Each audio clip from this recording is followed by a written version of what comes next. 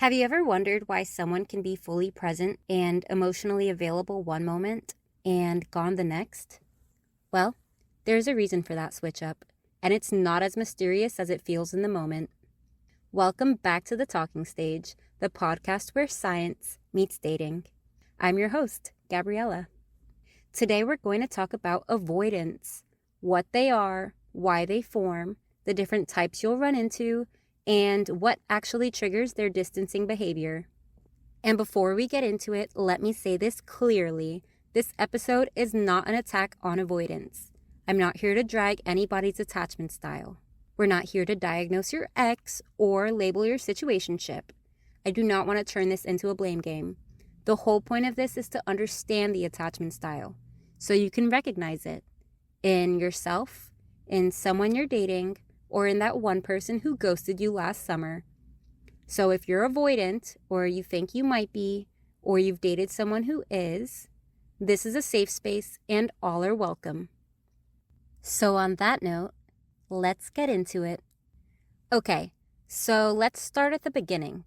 What even is an avoidant? Because people throw that word around like confetti on TikTok.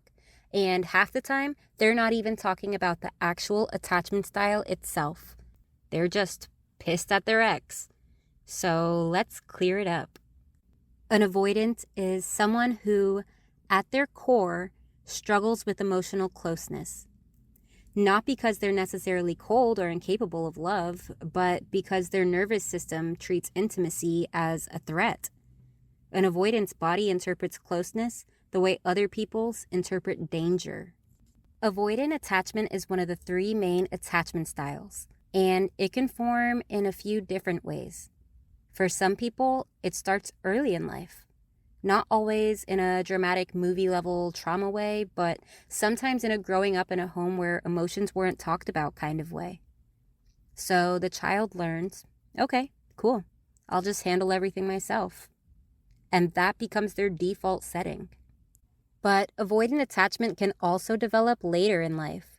Sometimes it's shaped by past relationships, breakups, betrayals, or experiences where vulnerability didn't feel safe or wasn't met and handled with care.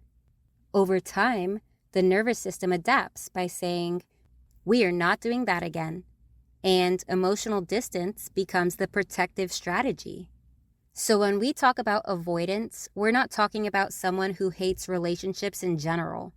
We're talking about someone who avoids intimate relationships because their system is wired to protect them from anything that feels too vulnerable or too exposing.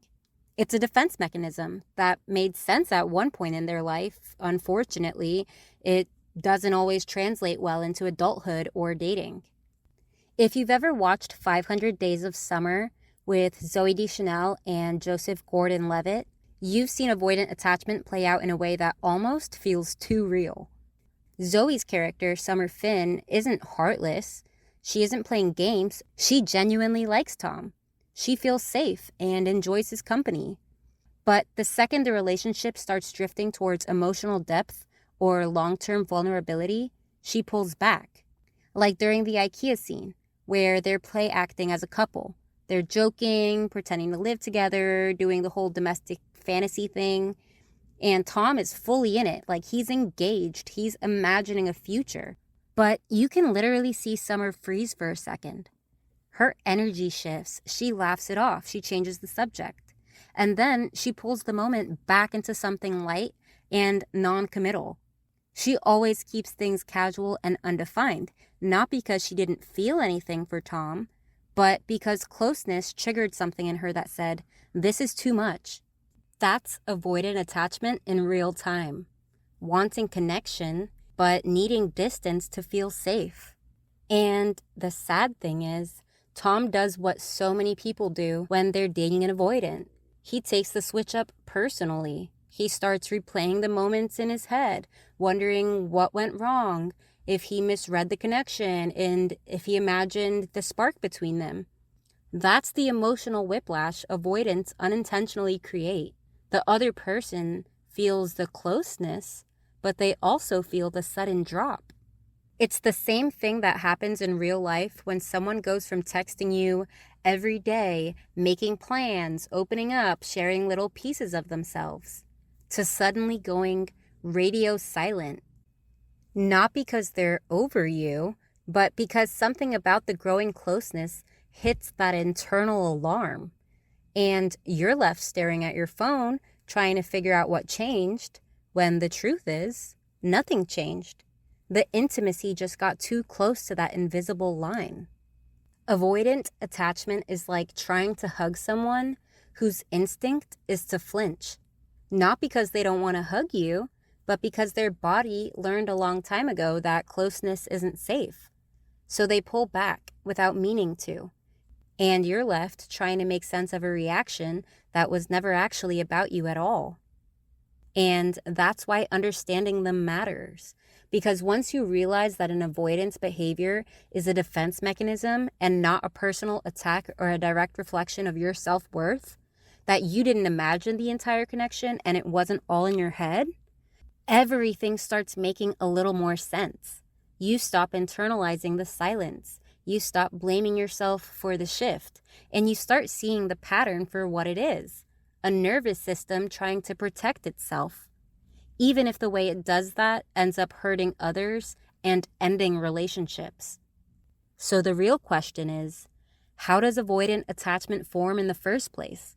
And why does someone's nervous system learn to protect them this way?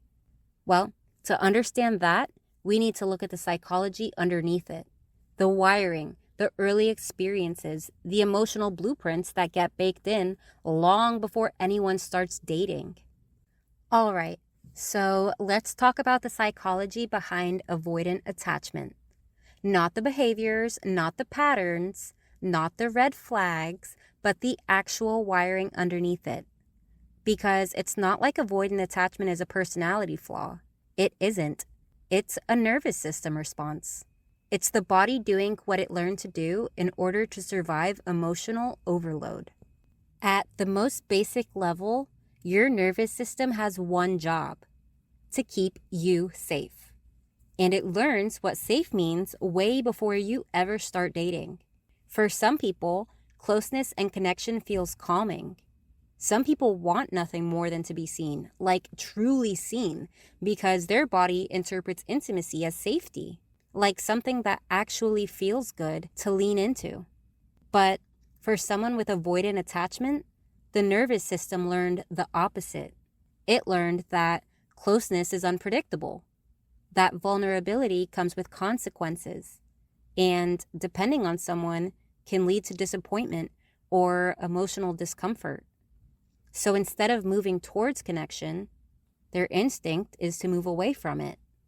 Something a lot of people don't realize is that avoidants aren't actively choosing distance.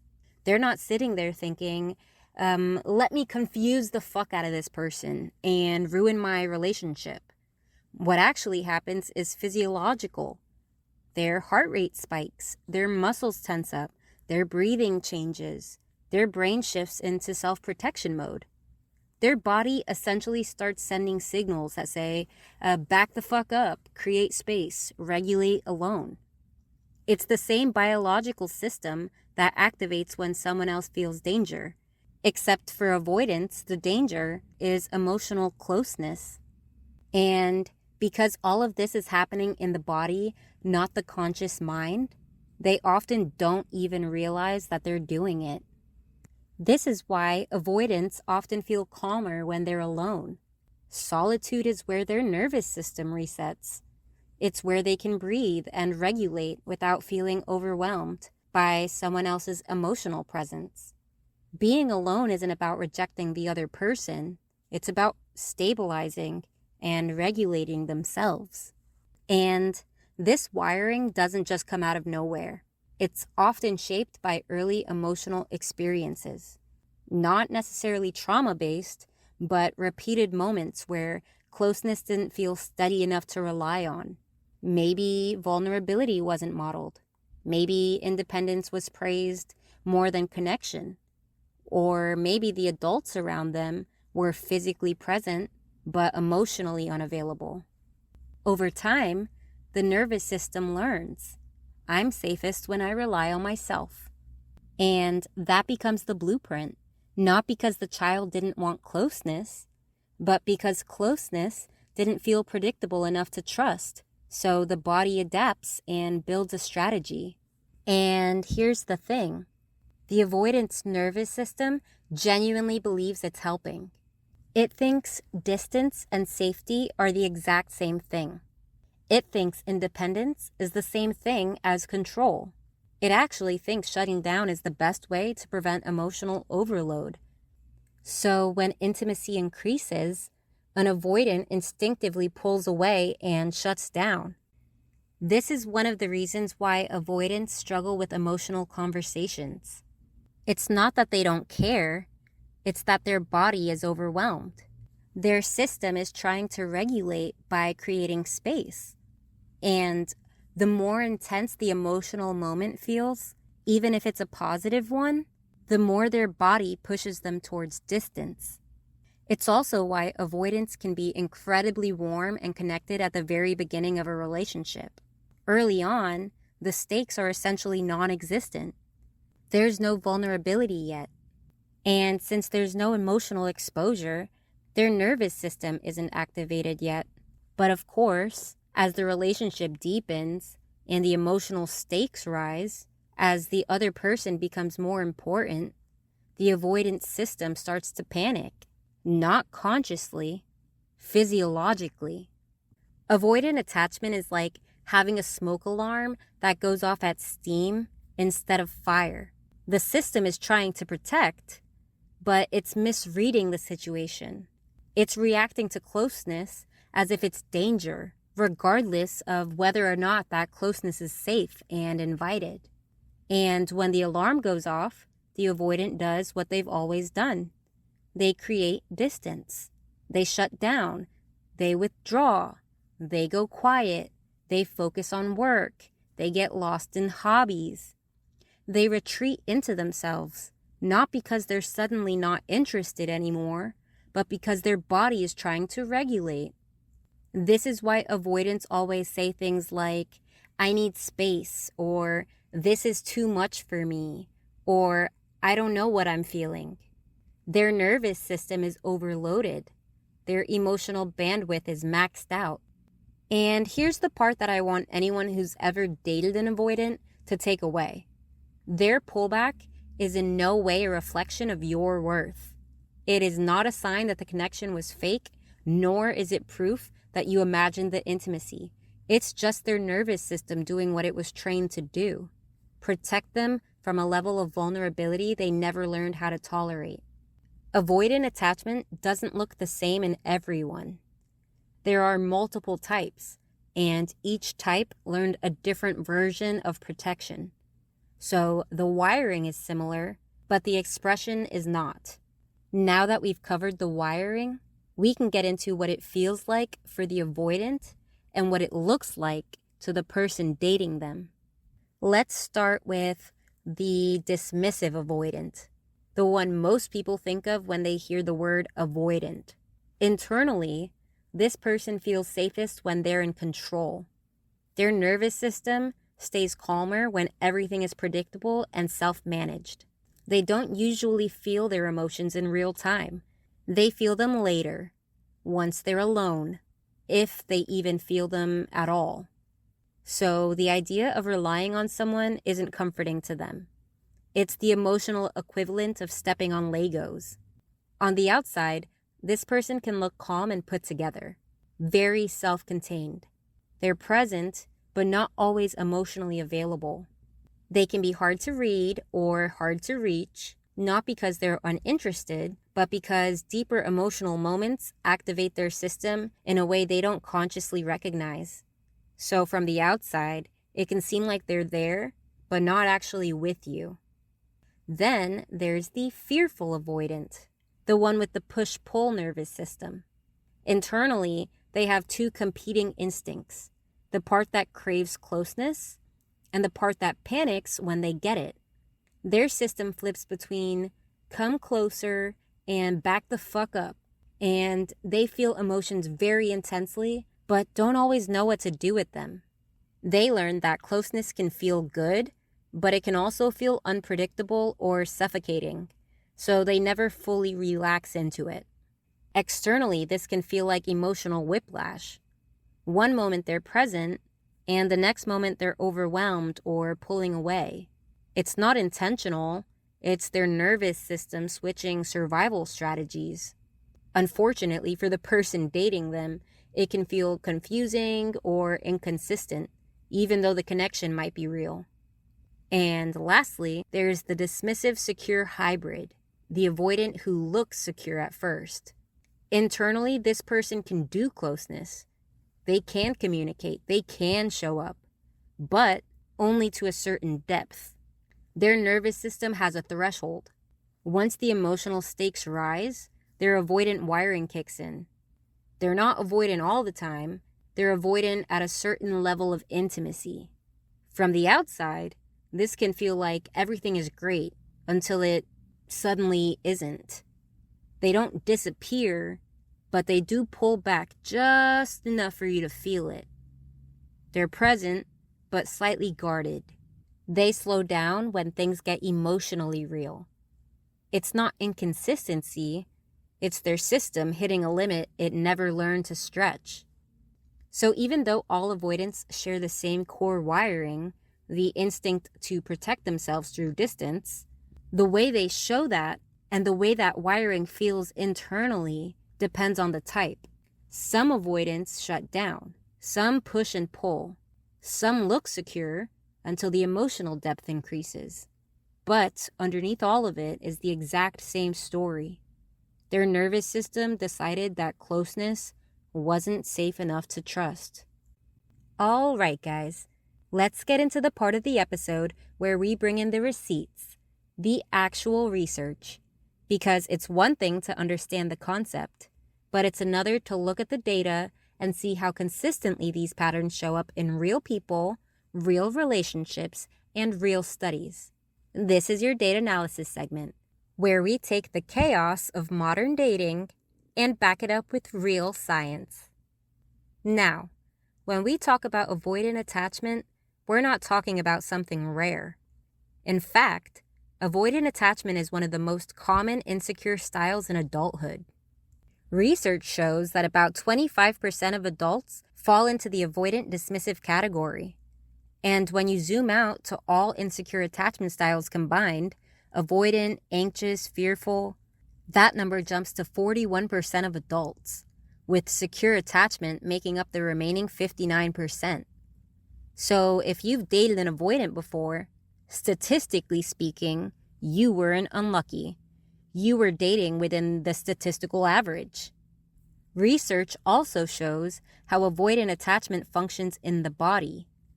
A systematic review of 37 studies found that dismissive avoidant adults use emotional deactivation strategies, meaning they shut down their emotional responses on the surface, even though their body is still showing signs of stress underneath. Their heart rate, cortisol, and nonverbal stress markers stay elevated even when they appear calm.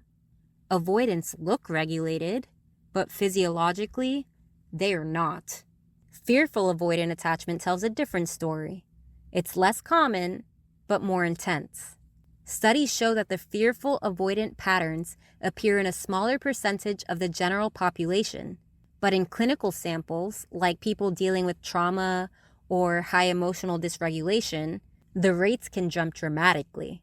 One study found that 44.2% of suicide attempt survivors were fearful avoidant, compared to 12.6% in the general community sample.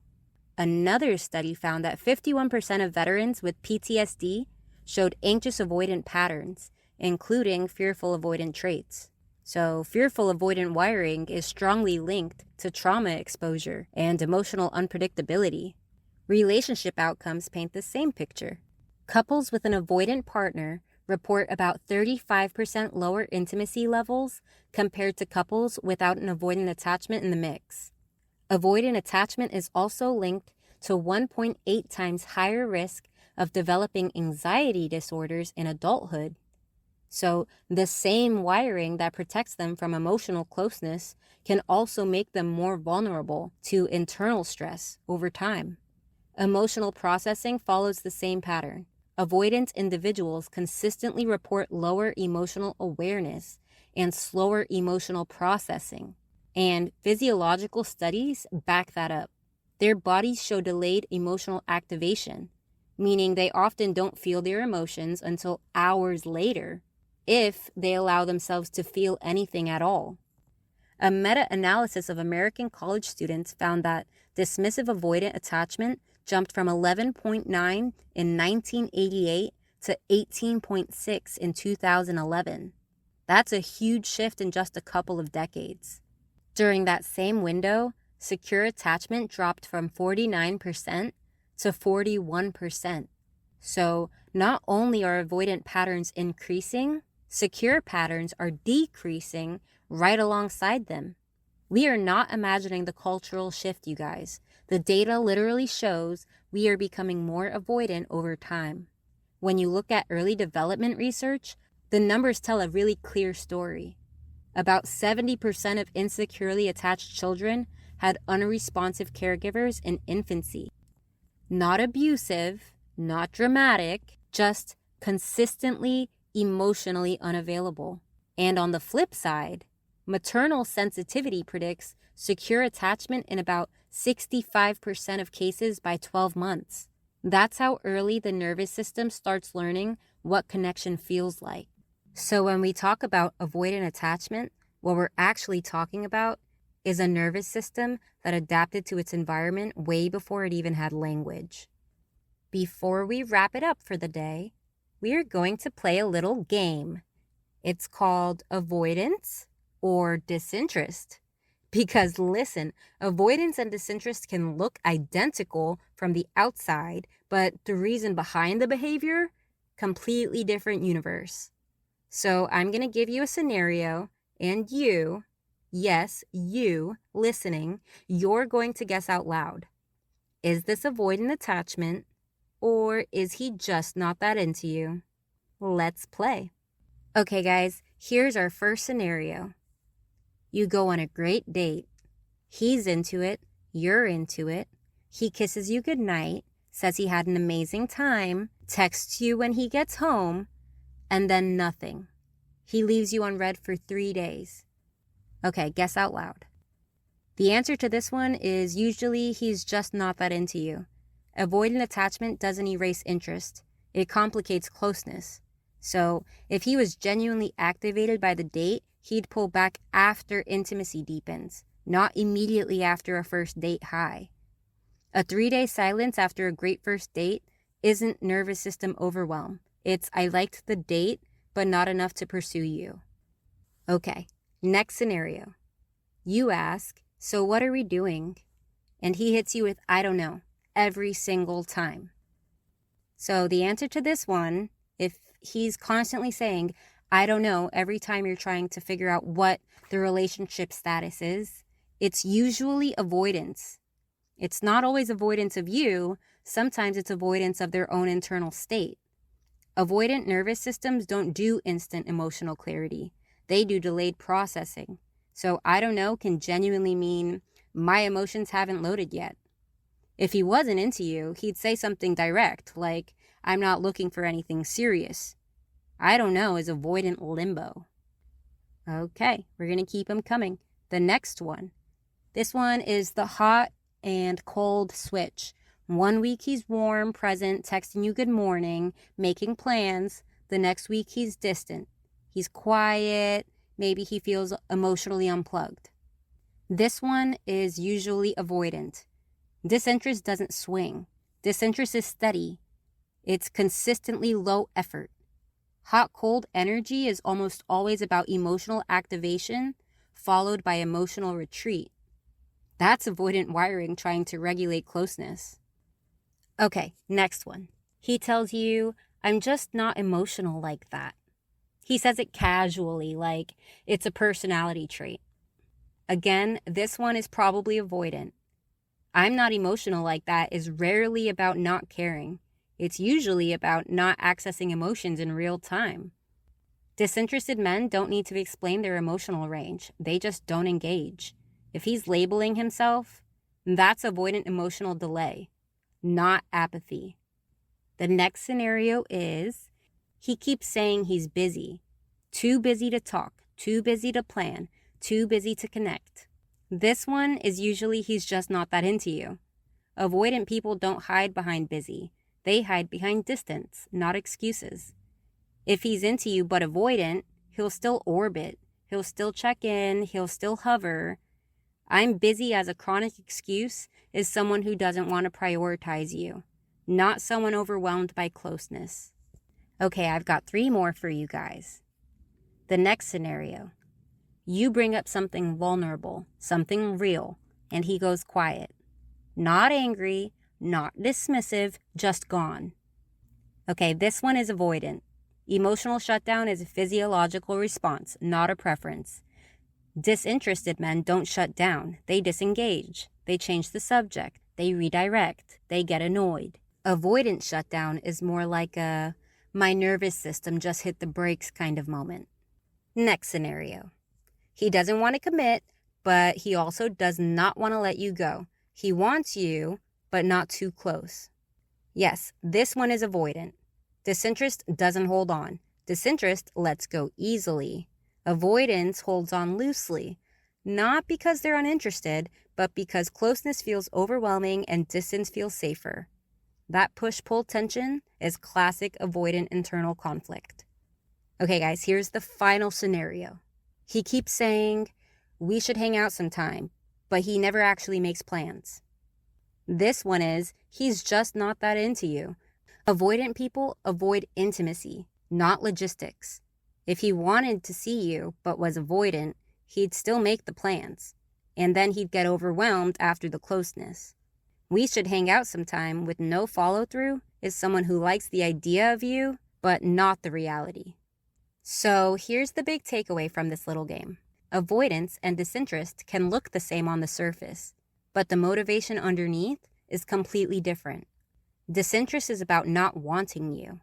Avoidance is about not knowing how to handle wanting you. One is a choice. One is a nervous system response. All right, guys. So let's wrap this up.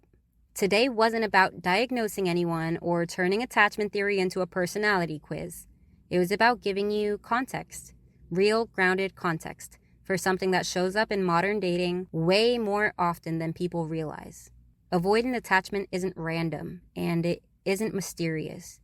It has a developmental origin, a physiological signature, and a cultural footprint.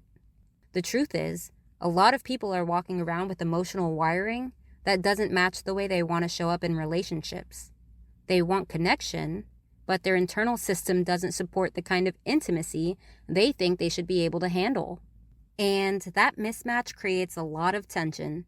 It creates mixed signals, inconsistency, and the emotional distance that so many people run into without ever understanding why it's happening. One thing I wanted to stress is, not everything is avoidance. Sometimes the answer really is that someone isn't invested, or isn't prioritizing you, or isn't interested in building anything real. And part of being grounded in yourself is being able to tell the difference. Not by analyzing every single behavior, but by understanding the underlying motivations that drive them. Avoidance and disinterest can look similar on the surface, but they come from completely different places. Disinterest is simple, it's flat, it's consistent, it does not swing, it does not struggle, it does not wrestle with itself. Avoidance, on the other hand, is full of internal conflict. It's full of push-pull tension. It's full of emotional lag, physiological activation, and protective strategies that were learned long before adulthood. One is lack of desire. The other is lack of safety. And girly pop, those are not the same thing. When you can't tell the difference, you start to personalize everything. You start to assume you caused the distance, that you weren't enough, or you were too much, or you should have done something differently. And you restart shaping your entire emotional reality around someone else's limitations. That's where people lose themselves. Not in the relationship, but in the confusion it creates.